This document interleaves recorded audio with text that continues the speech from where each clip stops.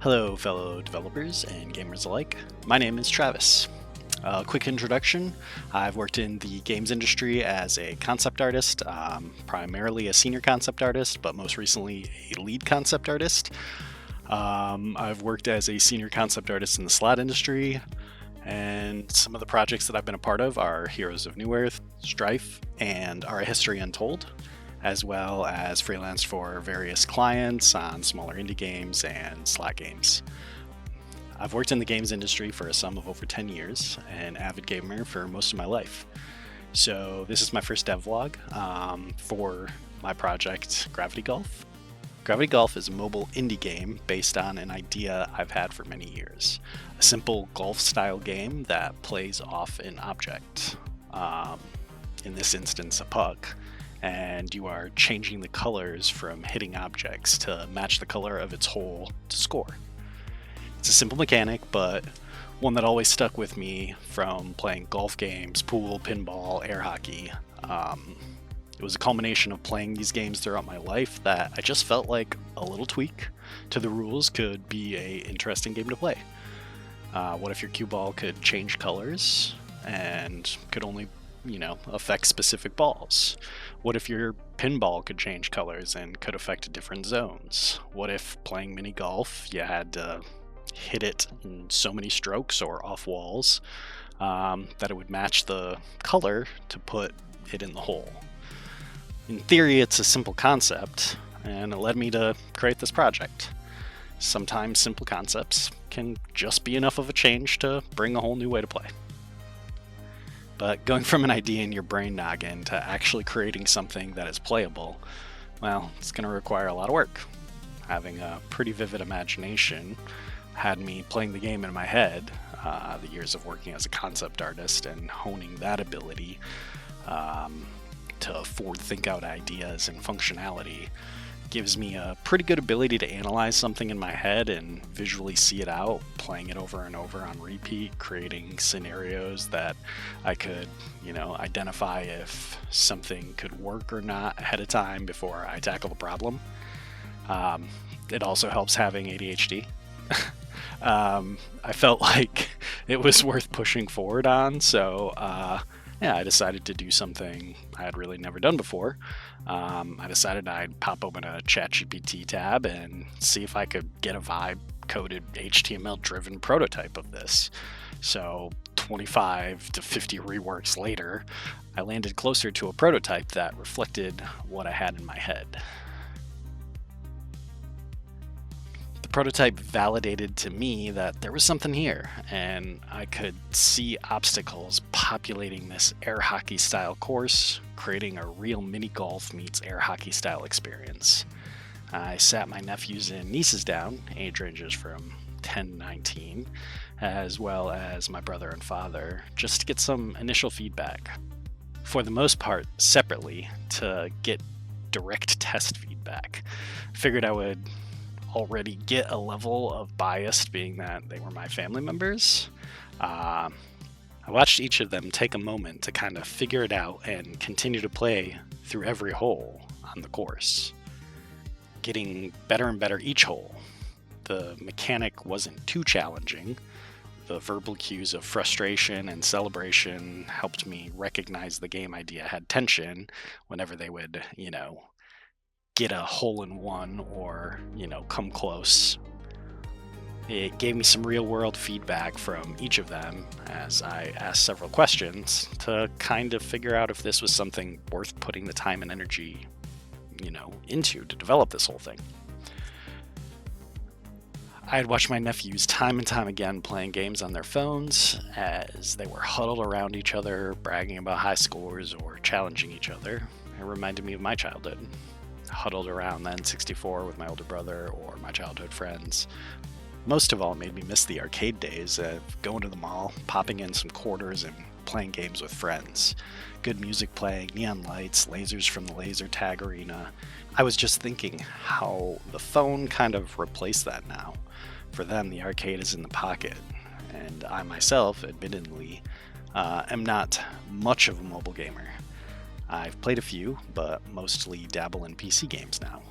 But I decided that was going to be the kind of direction I wanted to push this project. My target audience being middle schoolers and high schoolers who might get that challenging, bragging, high score energy from playing the game and competing against each other. Giving it a retro arcade art style feeling, trying to pull out those things I enjoyed when I was their age from the arcade. I also needed a name. At first, I was calling it Retro Golf. I mocked up a fast Retro Golf logo, nothing special, decided the black hole would be the goal, loved the physics of it pulling the puck in or near misses from going too fast past the physical pull of the black hole. I then showed the overall vision to some of my friends, and one of them recommended I call the game Gravity Golf, based on the black hole's swirly gravitational nature. How could I not love the GG abbreviation of the name? It also gave me more of an artistic direction. Retro Golf in space. It worked perfectly. Very arcade theme vibes. So there it is. I landed on a plan, not to execute. But where do I start? I've had some experience in both Unity and Unreal, as well as minor Godot experience. After deciding I would focus on making this project a mobile game first and foremost, with a plan of maybe doing a PC Steam version release, I figured for the first time attempting to make this game all by myself, it seems best for me to use Unity.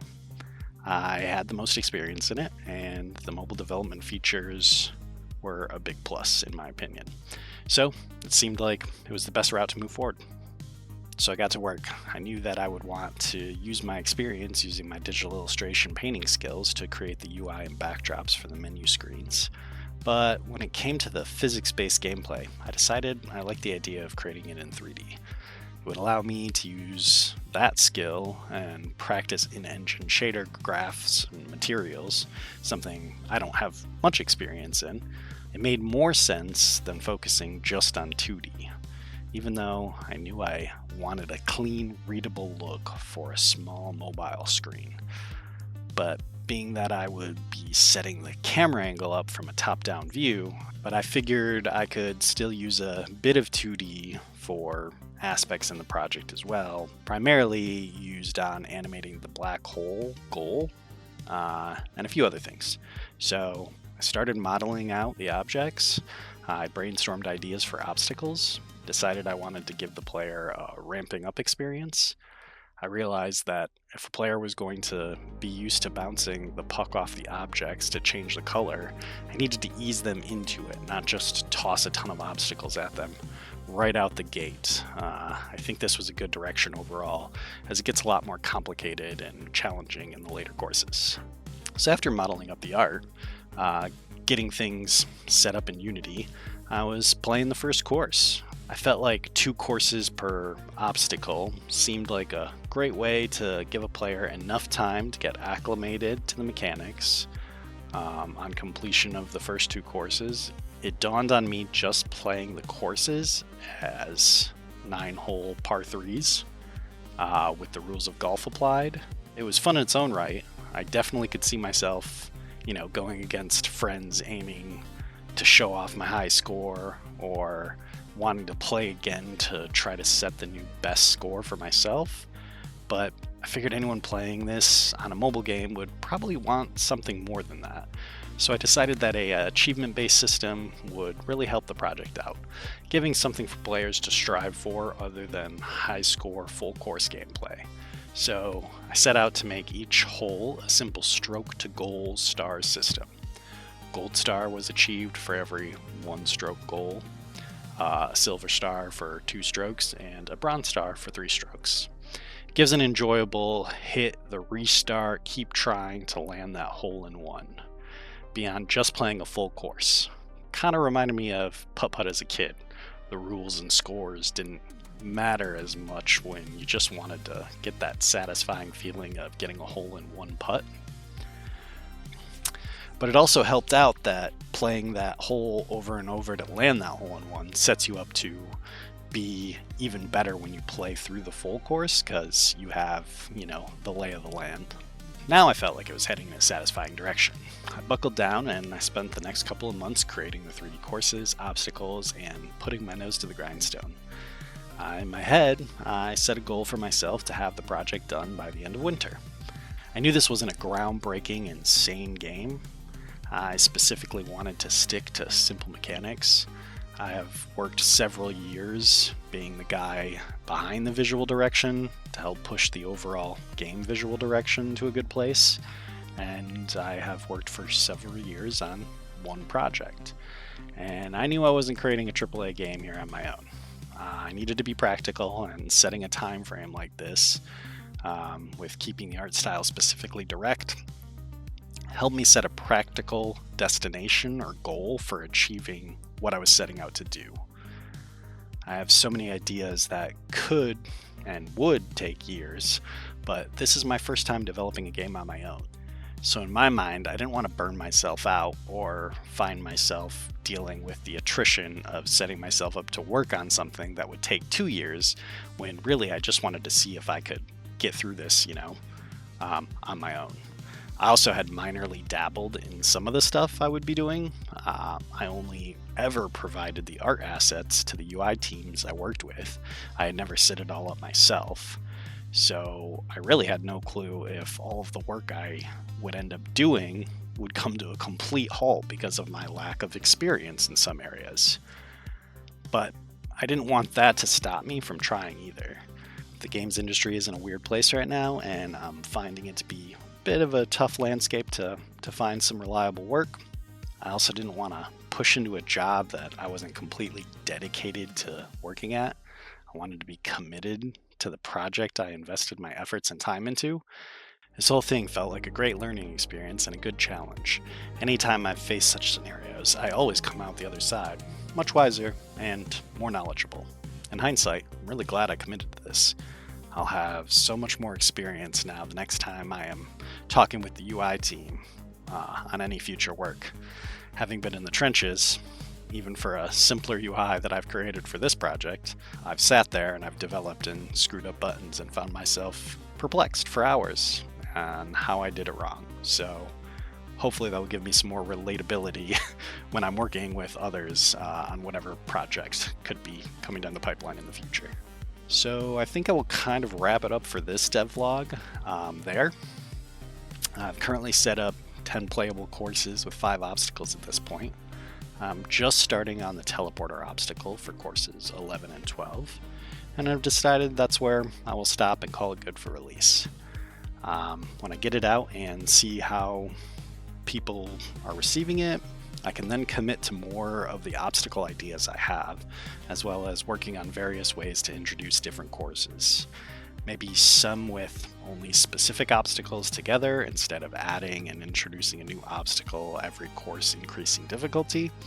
I definitely found myself putting a lot of long 10 to 14 hour days in on this, and currently I do not regret it. A lot of the times because I was enjoying the process, other times because I just couldn't figure out how to fix the problem I was dealing with. I had to keep throwing myself at it till I stubbornly fixed the issue or found a workaround. But I would assume a lot of you devs watching know that feeling, as developing games is a lot of hard work for a project you have no clue if anyone will ever try or enjoy. Anyways, I hope you enjoyed this devlog. I hope you will be willing to give this project a try when I release it. The goal is to put it out as a free-to-play game with ads on mobile devices, offering an option to purchase a ad-free version somewhere between $2 to $5. I haven't thought that far ahead yet, but I'm not a real big fan of ads, but I'm trying my best to place the banner ads respectfully in areas that are out of the way from the gameplay and only introducing one interstitial ad per course. Once I get the mobile version out and I'm seeing how things are going, I can reformat and redecide at that point if I am going to do a PC version as well. Definitely let me know in the comments if this is something that you would potentially play or would want to see released on Steam. So on that note, please don't forget to throw a like and a subscribe to keep up to date. This is kind of my first reveal of this. It greatly helps, with the algorithms to share the video and project for others to see. I'd love to know what your thoughts are in the comments below. So please don't be shy. Let me know what you're thinking. I'm excited to keep working towards release and announce the project when it's live. I have a lot more art areas to kind of knock out and tighten up. I've primarily just been focused on getting the courses playable, but I'm feeling good about where things are at. It's going to be a few months here past winter into spring, I assume, and I'm sure there will be follow-up videos as well. I know I intended to have this done by winter. I feel the areas I put more time into will allow this project overall to be better than if I just rush it and wrap it up. So yeah, I think we're heading a good direction. Thanks again for your time and checking out my first devlog here. Hope to catch you guys in the next one.